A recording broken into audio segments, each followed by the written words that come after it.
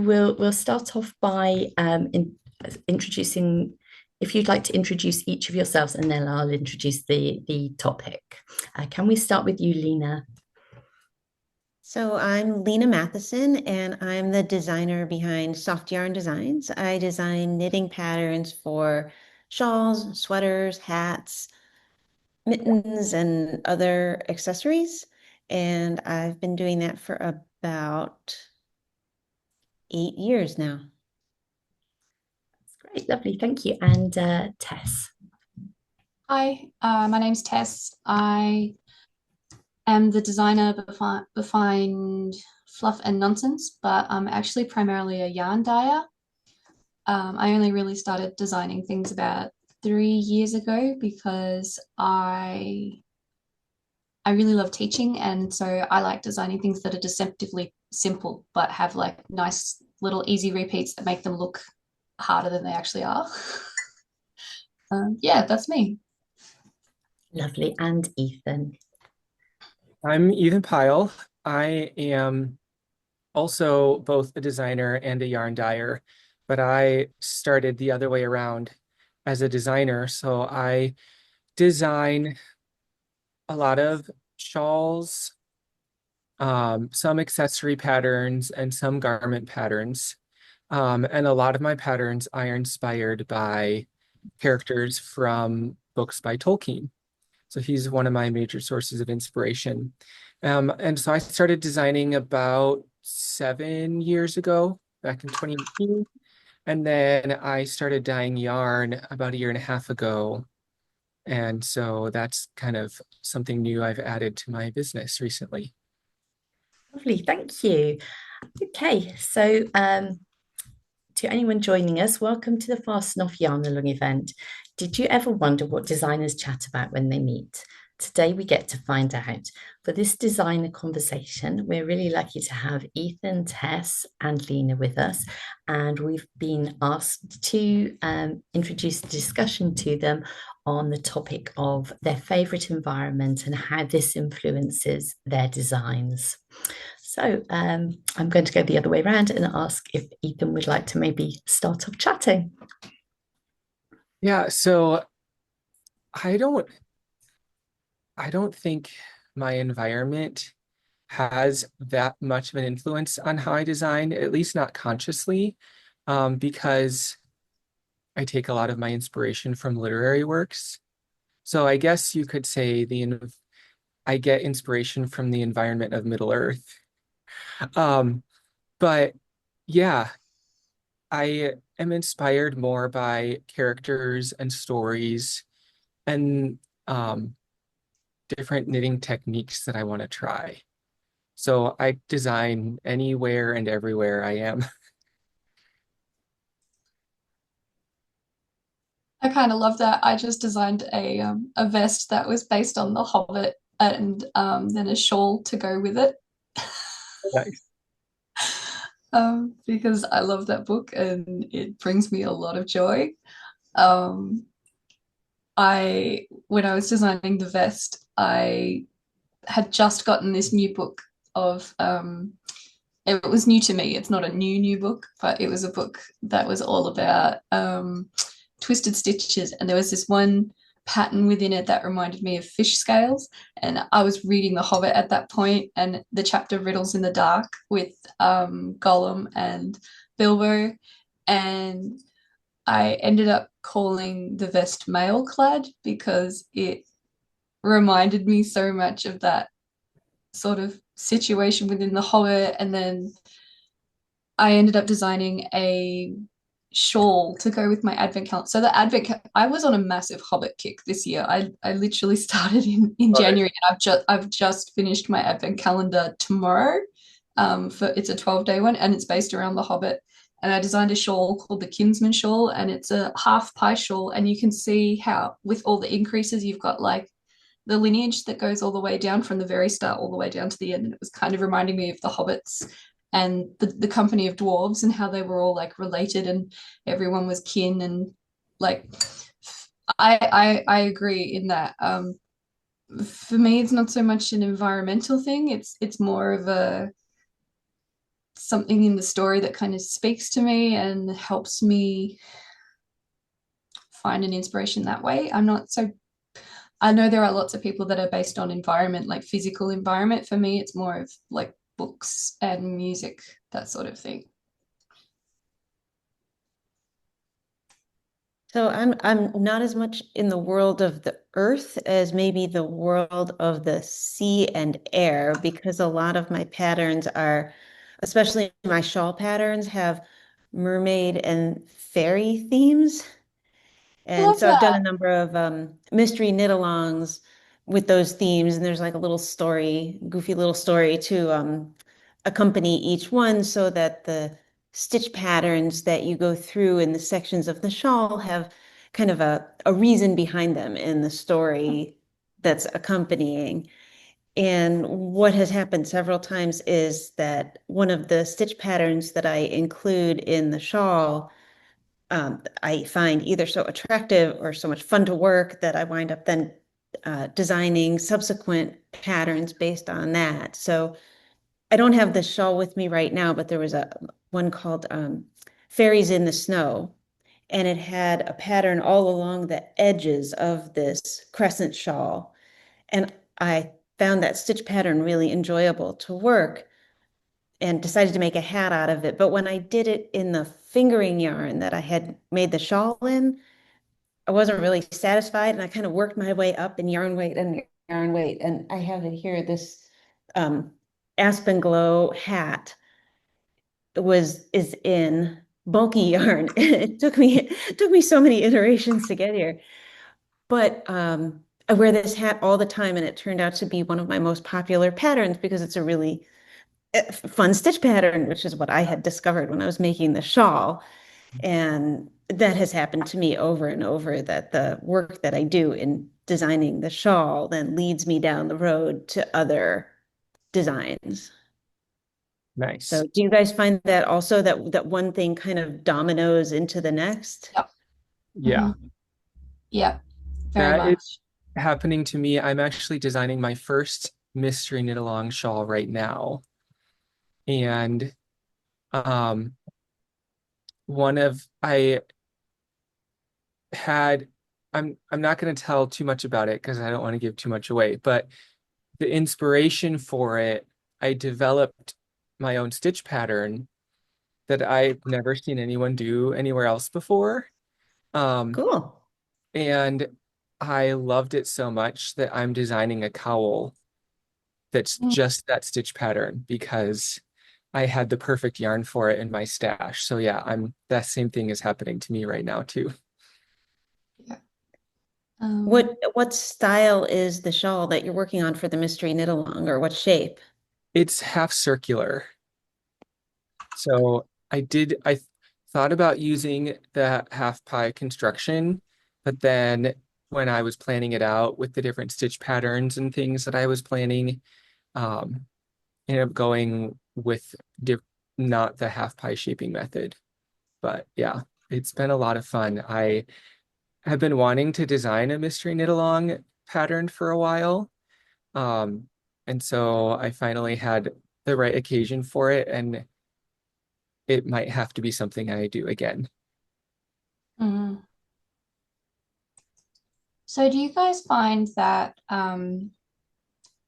sometimes you're more in the mood for designing and working on those things depending on where you are at, like in like a physical but also an emotional state? Because I definitely find that like if I've had a bad day, there is no way I'm going to be able to do any design work because my brain is just not in the right frame. I think I don't feel that way as much about designing as about knitting itself. And I Yeah. always have like a very, very easy, basic, lots of stockinette type pattern to work on for those days when I'm just feeling kind of like I can't think about shaping. I can't think about a complicated stitch pattern. I just want to sit here and knit. And so I have a few go-to hat patterns for that. Yeah. I just had a project that I called my Savior Cloud Fluff hat. because I had frogged a project I was working on. I was so frustrated and I just wanted a stockinette. It's a double brim hat with Yeah. a strand of mohair and a strand of fingering, and it's just stockinette all the way. And it made me so happy and relieved that frog project yarn is still like in timeout in the corner of the living room. Just, I'm not even looking at it right now. But the cloud fluff hat I could make. Yeah. Oh, that makes sense. I tend to sort of go down a rabbit hole when I'm working on a new design, especially if it's a garment pattern and there's grading involved, because once I start, I have a hard time stopping. Mm. Like, like I can't get my brain to turn off, and sometimes I'll be going to bed at night and I can't get to sleep because I'm like trying to figure out how to make the shaping work in the stitch pattern, or um, like yeah, different things like that. So I usually, when I start writing a pattern, I just kind of power through it until it's done. But kind of, I do feel like I have to wait sometimes until I'm in the right mindset for like, okay, I know this is going to be like 3 or 4 days of really intense, like, can't put this down. So I have to kind of prepare for that. Yeah. Mm.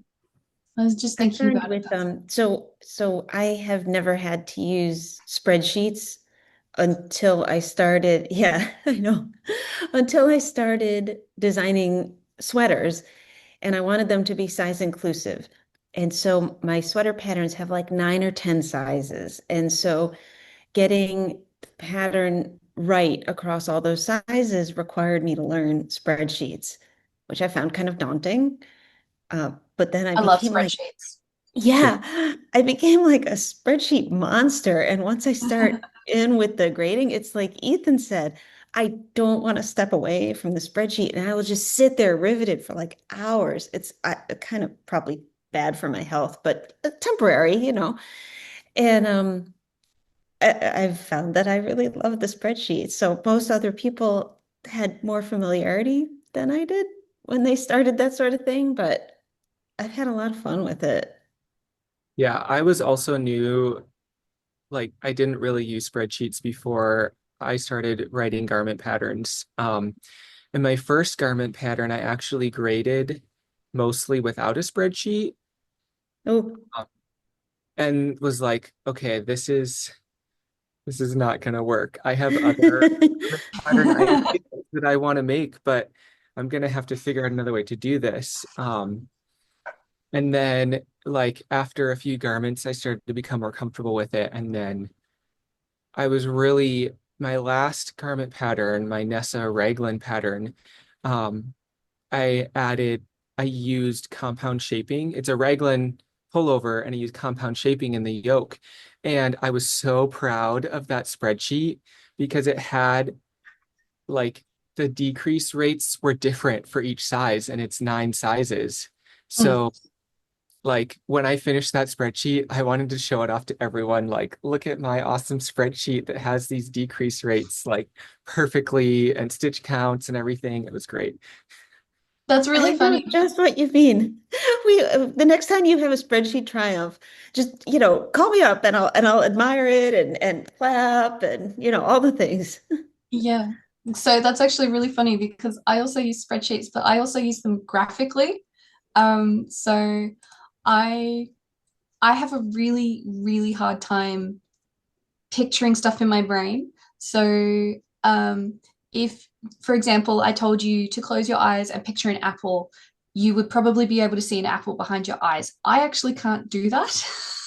I can't see how something is supposed to look behind my eyes if my eyes are closed. So I use Excel to draw out the shaping for necklines and shoulder shaping.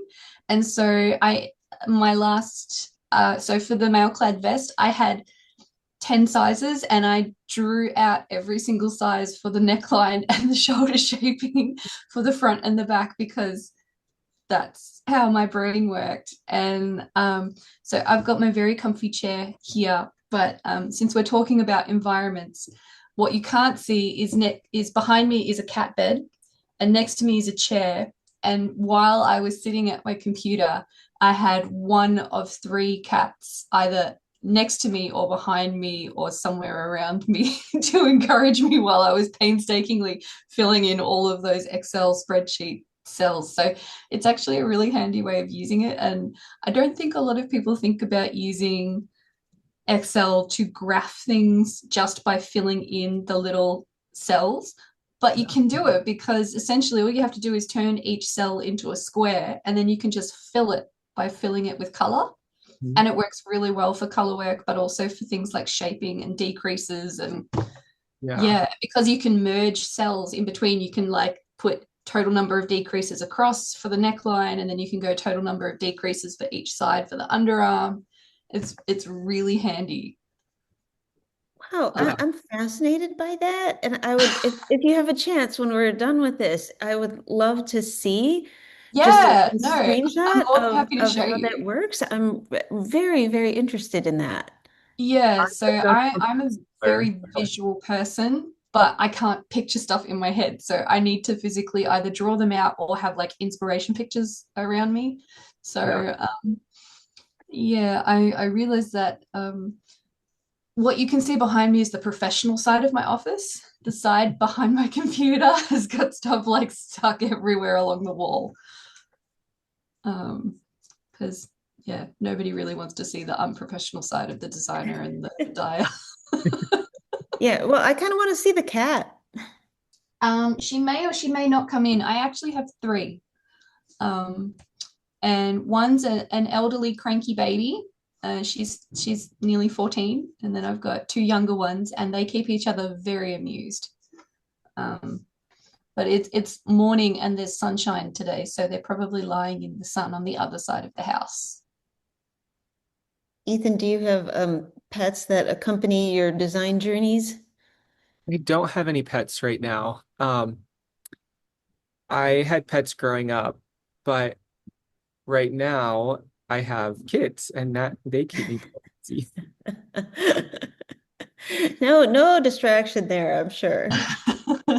Yeah, I actually just took my business full time Hey, and congratulations. thanks. Yeah. So now I work in my basement most of the time.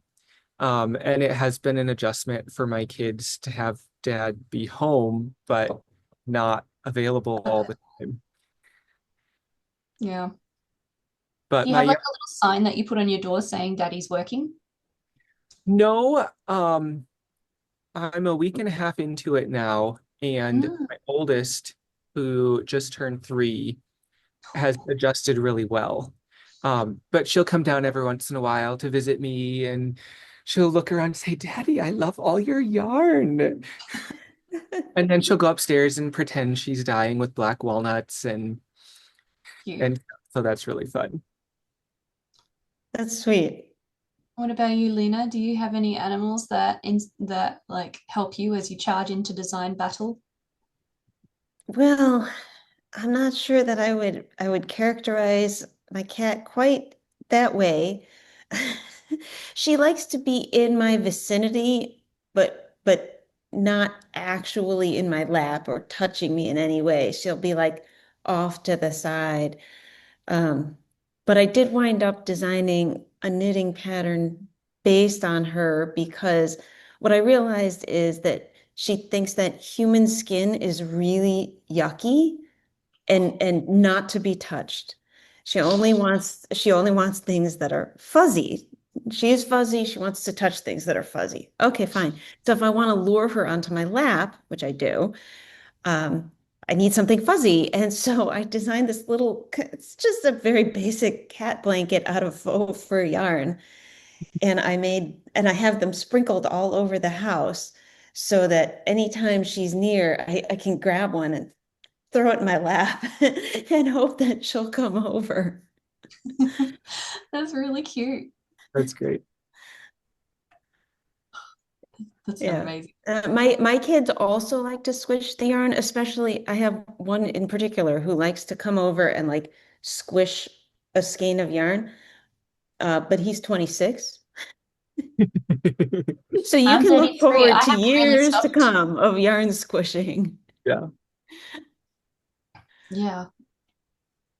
I was just looking through your Instagram to see if I could find any of those cat patterns, but oh, there's one that has little cat paws. Well, I mean, they're flowers, but it looks like cat paws when you're scrolling through Instagram. I also made, this is my most recent pattern I'm not sure it's exactly inspired by my cat, but it's a mitten that's a cat mitten. Nice. And That's adorable. this is also one that my kids have been having fun with. One of them says, Mom, you should design more puppets. And I was like, those are mittens. They're not puppets. And she says, they're puppets and happen to also be mittens. Exactly. I have a goose one that actually like there's an eye, Are here and you the here, and goose? it looks Are like you the goose mitten designer? yeah. I've seen those all around. I love those. Yeah, well, I don't have them to show right now because my daughter took them. And yeah, and she and her friends have been having like goose Oh conversations. my word. That's brilliant. That's really cool. Yeah, but I'm gonna have to make another pair for myself so that I have some here. I think so. Ethan, have you designed stuff for your kids? I have, so I have, but nothing that I've written the pattern for.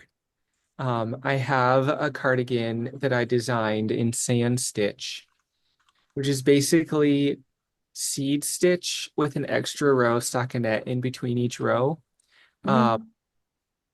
and it was just really simple, all over sand stitch with a I-cord edging and like a little bit of a bubble at the end of the sleeve. And the pattern is graded and partially written, but it got put on a back burner for other stuff. So I don't know when I will get around to it again, but she's outgrown the one that I made for her already, but I'll probably make more in the future. Sometimes it takes a while to kind of get into that sort of like if you get disrupted, it does take a while to get back into the thing. Oh yes, I've definitely had like patterns that were like partially graded and I go back and I'm like, what was I doing here again? Oh, Yeah. Or like you're halfway through a test, but you wrote the pattern 4 months ago and it's a long test period. So you have to like keep refreshing what you're doing as you're going through the test. So yeah. Yeah. I've also found that like I'll get emails with people who have questions about a pattern that they're knitting. I'm like, I wrote that 4 years ago. And so I have to go back in, read the pattern and like take some time. What was I doing here? Like that can be tricky too. yeah, I love answering questions from knitters, but a lot of times, like they're in the thick of the pattern. And yeah, I may have written it years ago. And sometimes I go back and refresh older patterns or reknit them for whatever purpose. But a lot of times it's been a while. And yeah, Mm, I have to kind of catch up with the knitter to where they are in my pattern in order to be able to answer the question. mm, nitty cat. Sorry. Oh yeah. It's so cute. I keep looking at those mittens and just going, oh, my cats would lose their shit. Sorry. Yeah, I'm really lucky that my cat does not attack my knitting. I was worried Yeah. about that when I got the cat. That because you see these like there's the stereotype of cats playing with yarn, right? And I thought, am I still going to be able to knit once I have a cat? And It's fortunately, the answer was yes. But like, I thought there might be a trade-off there. it's really funny. It does depend with one of my cats, Clara. If she spots that I'm knitting and she's nearby, she will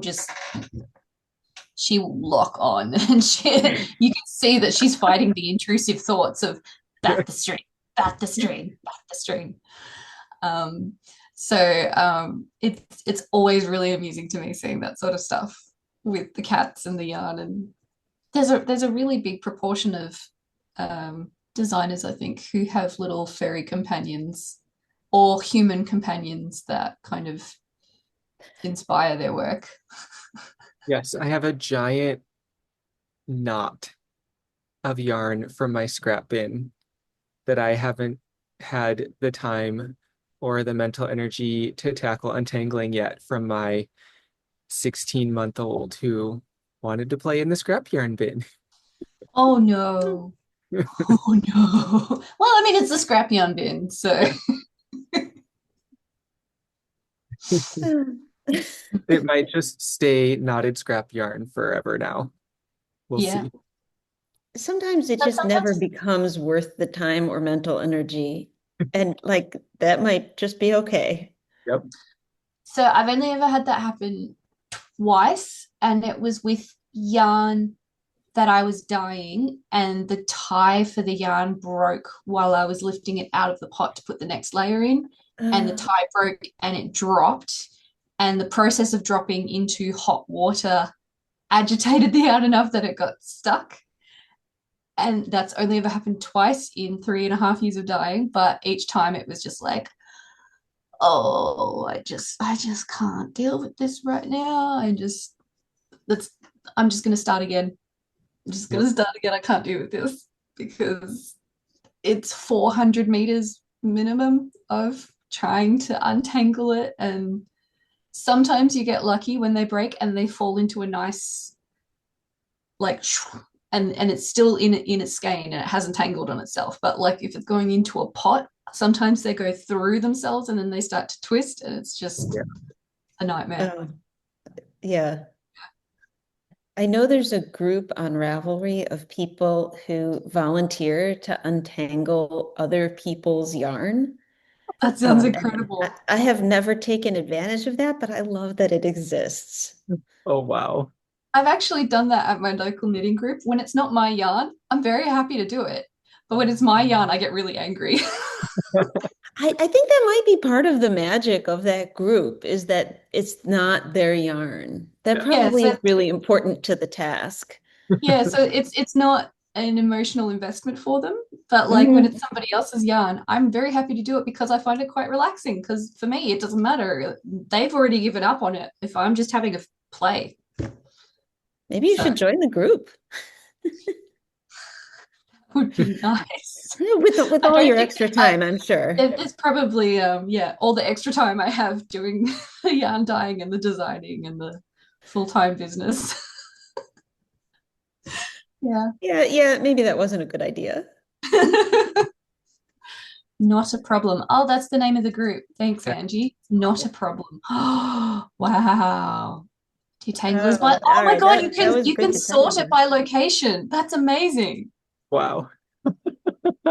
Oh wow. Oh wow, there's people in Melbourne and Sydney. Oh, Now, brilliant. the next time you have that problem with the skeiny yarn, you know who to call. Oh my God, that sounds so cheeky though.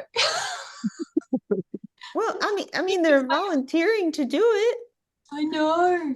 Actually, there's a really cool mathematical formula for it as well. I was what there's a crocheter or a knitter who's also a like got a doctorate in mathematics, and she's worked out that you can like do it into piles and basically separate it out into half, and it will either be in this half or this half will have two ends. And then once you work out which half it is, you can separate that out into half and then separate it out into half and half until you find the other end, and then you can work your way back through it. It's really cool. I love I that love the application nerdiness of that math to intersects the with, problem. That's yeah. amazing. Um, See, now I want to find it. I'll hang around after the chat's finished and I'll send the link to you. Yeah, definitely. Um, I'm just going to butt in now. I really hate to interrupt, but it's been such a great conversation. And I know you could probably all keep going on for a lot longer, chatting about so many things, so much maths, so much inspiration, the small animals and people in your life. It's been really wonderful to hear from you, but unfortunately, that's all we have time for today. So thank you so much for joining us today. It was great to get to know you a lot better through the conversation you've had. I wish I could listen to it for a lot longer too. So I'll thank Angie also for joining us and helping as the co-host there, posting all the links into the chat for everyone to see. That's been really helpful. And thanks very much to all of the designers. I hope everyone has enjoyed the designers video panel today. And please check our Fasten Off Yarnalong schedule for more events and activities.